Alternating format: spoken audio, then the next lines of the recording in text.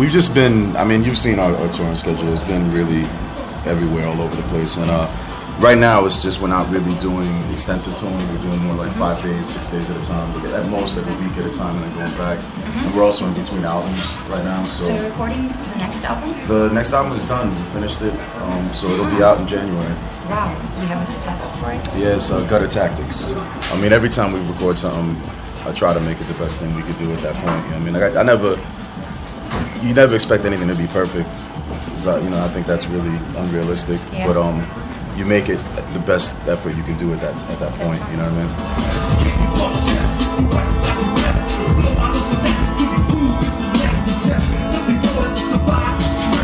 mean? We got good reviews on the record, but we also got a lot of bad reviews, which is great. You know what I mean? Like I appreciate that.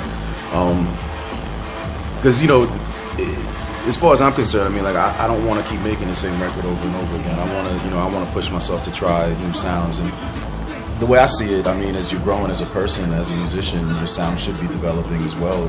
If I was making the same music today at 33 that I was making at 19, I think there's something wrong. You know what I mean? So Abandoned Language was definitely a departure from anything that we had done. It was still a wall of sound, but it wasn't the guitar noise. It wasn't like the same instrumentation that we were known for using.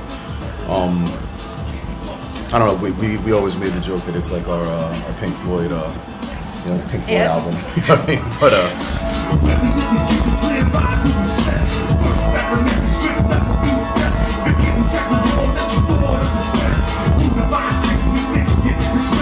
But the Gutter Tactics is just really raw. I mean, like, our descriptions are always very abstract. It's never, you know, when we say that we sound like Public Enemy meets My Bloody Valentine, we don't mean it literally. I know. We mean it, you know, like that's our inspiration, that's our influence.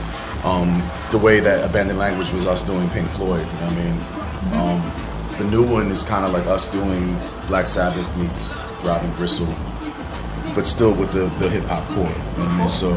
So it's very noisy, very heavy, very dark. Very dark. Yeah, and but again, like it's not like Absence. It's a completely different kind of dark.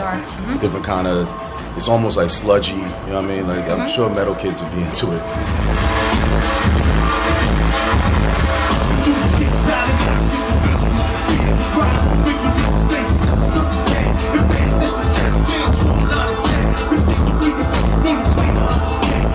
But we've worked with, you know, a lot of people. We were lucky enough to have a project that actually a lot is both me and a lot were involved in.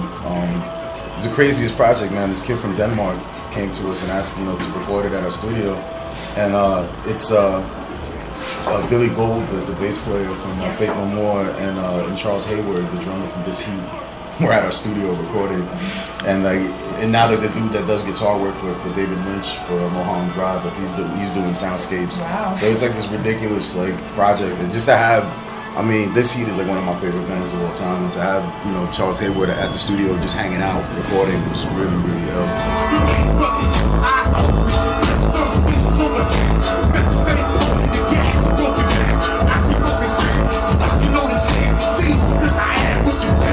The other thing is that we built the studio. You know, we literally, myself, Octopus, and we hired like a friend of ours that's, you know, that knows about construction.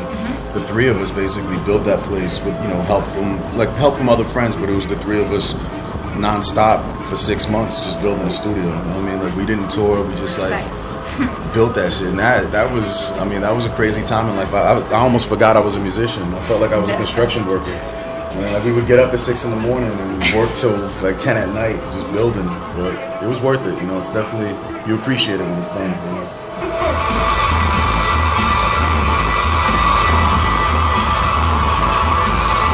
And also, it's not just a studio anymore. I mean, it's not the name for a studio only, but you also started your own label called Deadverse, right? Yeah, Deadverse Recordings.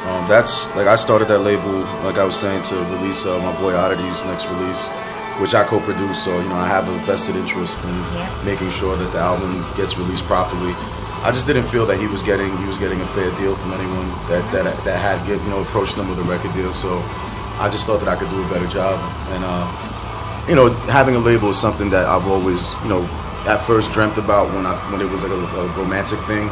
And then when I actually knew what it meant to have a label, like from seeing, you know, people like Aaron Turner and seeing like Patton, like how they run their labels, I know that it's a lot of work. So at that point, I mean, like it's something that I've always kind of had in the back of my mind, because you know, ISIS, you know, like Hydra Head and Ipecac can't release every good record.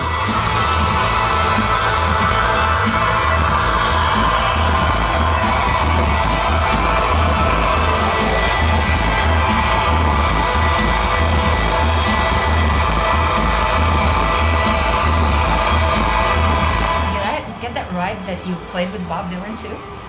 We played a festival that Bob Dylan played at. Yeah, it wasn't like we played with Bob Dylan. No. Like he was over there and we were like over here somewhere. But did you get to meet him? No. I mean, I didn't even. The sad thing is that I didn't even get to see him perform. Oh, because you were on. Because I had to do interviews. That always.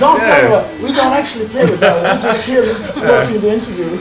Yeah, it's like, man, I had to do interviews, so I was like, I could hear him play from where I was. I was sad, man. I was like, damn, I want to see Bob Dylan.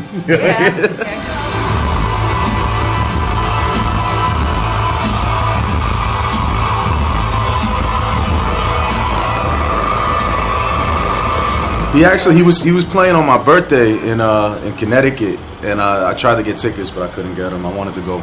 Also that. Yeah, but that would have been crazy because it was it was maybe like 3,000 capacity theater.